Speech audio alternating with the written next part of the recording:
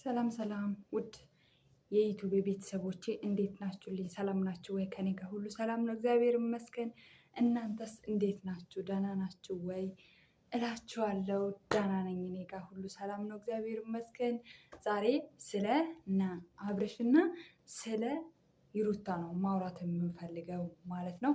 እዛ ላይም ደግሞ ሄርሜላ አለችበት ነው። በቅድሚያ ከሩታ እራስ ውረዱ፣ በህግ አምላክ ውረዱ። ምንም ነገር እንዴት ነው እናንተ? ኧረ በስመ አብ! ግን ቤተሰቦቿ ግን እንዴት እየሆኑ ነው? እውነት ግን አብርሽ ምንም በእርግጥ እንትን ይላል፣ ግን ደግሞ አሁን በእርግጥ የሆነ የፈዘዘ ባህሪ ያለው እንዲህ ማለት ባህሪ እያመጣ ነው። በፊት ይናገር ነበር ወይ ጥሎ እንደዚህ ይሄድ ነበር እና አዲስ ባህሪ አምጥቷል። ግን ደግሞ አሁን ስረዳው ምንድን ነው ባህሪው ለፊልሙ ማጠናቀቂያ ነው ወይ ሌላ አጀንዳ ይዞ ለማምጣት ይመስለኛል። ከሄርሜላ ጋር ያለውን ነገር ለመዝጋት ይመስለኛል እንደዚህ የሆነው ማለት ነው። ለምን እንደዛ ካልሆነ ያስጠላል። አሁን የሆነ በፍቅር ሆኖ ቢመለስ ሄርሜላ እዛ ጋር ትጎዳለች፣ እንዴት እንደዛ ያደርጋል ተብሎ ተመልካቹም እንወቅሰዋለን። እውነት ለመናገር ግን እሱ እንደታመመ ነው እያስመሰለ ያለው። ሀብሉ ላይ ምንም ነገር የለበትም። ሩታ በፍጹም እንደዚህ አይነት ነገር አታደርገውም። ማድረግ ብትፈልግ ኖሮ ከዚህ በፊት እንዲህ ስትሰቃይ ታደርግ ነበር፣ እውነት ለመናገር ማለት ነው። እና ምንድን ነው ሄርሜላ እንዲያውልቁ አለች። ሲቀጥል ሄርሜላ በቃ አንድ ሰው አልፈልግሽም ካለ፣ በነገራችን ላይ ኤፋ እውነት ነው ልኩን ነው የሚያስጠቅቃት። እውነት ለሄርሜላ ልክ አንቺ ከሚስቱ ቀመሹ እሱ ደግሞ ወደ ሚስቱ ሄደ ብሎ በጀርባ በቀደም ዕለት ሲናገር ከሰማችሁ ማለት ነው። እና እውነት ነው እዚህ ነገር ላይ ምንም ስህተት የለበትም። ሄርሜላ እውነት ለመናገር አብርሽ የሆነ የሚወደድም ነው፣ ግርማ ሞገስ አለው። እውነት ግን ፍቅሩ ይዞሽ እውነት እንደ ሩታ የምታፈቅረው አይመስለኝም። ምክንያቱም በሩታ እና በአብርሽ መካከል ብዙ ውጣ ውረዶችን አሳልፈዋለሁ። በጣም ብዙ እዚህ ለመድረስ በጣም ብዙ ስቃይ አሳልፈዋለሁ፣ በዩቱብም በብዙ ነገር ማለት ነው። እና አንቺ የነሱ ሩቡም እንኳን እንትን አላልሽም። በፍጹም በእነሱ ህይወት መውጣት ነው ያለብሽ። በቃ እውነት ለመናገር በቃ አትድከሚ። በቃ የራስሽን ህይወት ኑሪ። እንደ ሴትነቴ ሴት በመሆን ይሰማኛል እንደዛ ስትሰቃይ ማለት ነው። ነገር ግን ካለ አብርሽ ሌላ ሰው የለም ብለሽ ሙጡን አትበይ። ገባሽ አይደለ? ሁለት ደግሞ የመጀመሪያ አረበናት አታስቂ። የመጀመሪያ ስለሆንክ ነው እንደዚህ የምትጫወትብኝ ትላለሽ። አንቺ አሁን አብርሽ የመጀመሪያ ነው ወይ ጉድ! ሰው ግን ቪዲዮ ሲያዳምጥ በዱም አያዳምጥም መሰለኝ። ሄርሜላ አብርሽ የአንቺ የመጀመሪያ አይደለም፣ የመጀመሪያም አይደለም፣ የምንም አይደለም። አንቺ እንኳን የመጀመሪያ እስከ ዛሬ እስካሁን አንቺ ወንድ አይቼ አላውቅም የምትይው ማስመሰለው እዛው ታዩ።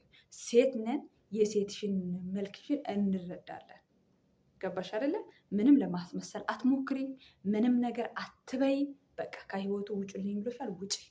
ከዛ በተጨማሪ ግን የሩታን እውነት ለመናገር እኔ ሩታን ስለምወዳት አይደለም፣ እውነት የሩታ እግር ጣቢያ ናት። በብዙ ነገር ቁጥብ ናት ሩታ፣ ከብዙ ነገር ቁጥብ ናት። ነገሮች ሰዎቹ እየገፋፏት ከምናገሩት ነገር ይሄ ማነው ስሙ የሚባለው ደስታም በህይወት እንደዚህ እንትን ያለችው ነገሮቹ ሰዎች ከሚያናግሯት ነገር ከሁሉ ያን ነገር የሆነ ማይሆን ነገር ጨዋታ ተጫውታለች። ከዛ በተጨማሪ ግን ሩታ እኮ ንጹህ አፍቃሪ ናት። ንጹህ አፍቃሪ እመቤቴን ነው የምላቸው። ከማንም ጋር ትንዘላዘልም እንዴ። አንቺ እኮ ምጥናልሽ የሰው ባለ እንዴ። ቀለበት አደረገ እንጂ እኮ ምንም እንትን ያለች ነገር የለም። ቀለበት ደግሞ ምንም ቀለበት ማድረጉን እውነት አንቺን ቢፈልግሽ ኖሮ ቀለበት የተደረገበት መንገዱ ራሱ ትክክል አይደለም። ገባሽ አይደለ? ትክክል አይደለም። አንቺ ግን ምንድነው ቀለበት አድርገኝ አልሽና አጨናነቅሽ። ቀለበቱን አደረገልሽ። ሽማግሌ ላክልኝ ሽማግሌ ላክልኝ፣ ቤተሰቦች እና ቤተሰቦች መታወቅ አለባችሁ ብለሽ እንዲያርግሽ ያዝሽው ልጁን። ከዛ ምን ባደረገ ወደ ሚስቱ ተመለሰ። ከማላውቀው ሰይጣን የማውቀው ሰይጣን ይሻለኛል ብሎ ወደ ሚስቱ ተመለሰ። ይሄ ደግሞ እንደዚህ የሚሆኑበት መንገድ ለተመልካቾቹ እና ለድራማው ለማሳመር ነው። ሌላ ነገር ምንም ነገር አብርሽ ላይ የተደረገ ነገር የለም።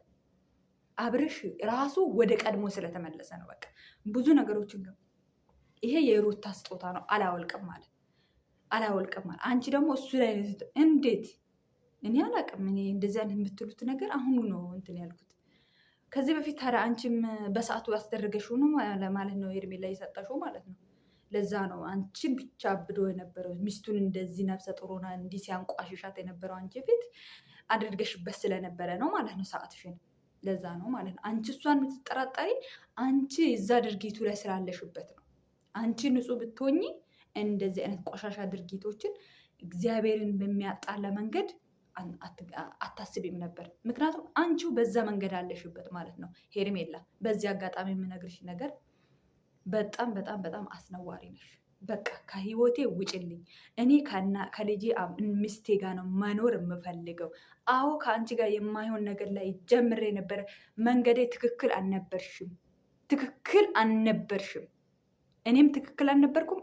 የመረጥኩትን መንገድ ትክክል አይደለም። ስለዚህ አሁን ደግሞ ወደ ቀድሞ ተመልሻለሁ። እነሱንም ይቅርታ ጠይቄ ይቅር ብሎኛሉ። አትረብሽኝ ፕሊዝ፣ ወደ ህይወትሽ ተመለሽ ብሎ ተናገረ። ከዚህ በኋላ እንዲፈለጥልኝ አንዴ ማነው ልጁን ይዘሽ ትመጫለሽ፣ አሁን ደግሞ ሌላ ማን ይዘሽ እንደምትመጪ ፈጣሪ ወቀው። እና በዚህ አጋጣሚ የምነግርሽ ነገር ሄርሜላ የራስሽን ኑሮ ኑሪ። በቃ የራስሽን ኑሮ ኑሪ ነው እያልኩሽ ያለሽው። የራስሽን ኑሮ ኑሪ። በቃ ከህይወታቸው ውጪ። ተደረገበትም አልተደረገበትም ታያቸው። በቃ ታያቸው እንዴ! በቃ ታያቸው። አንቺ ምን ሆነሽ ነው? አንቺ ምጥን ያልሽው እንደዚህ በቃ መተው አስፈላጊ ነው። ለአንቺም ሰላም ልትይ ለቤተሰቦቹም ለአንቺም ሲጀመር የማይሆን መንገድ ነበር የመረጥሽው።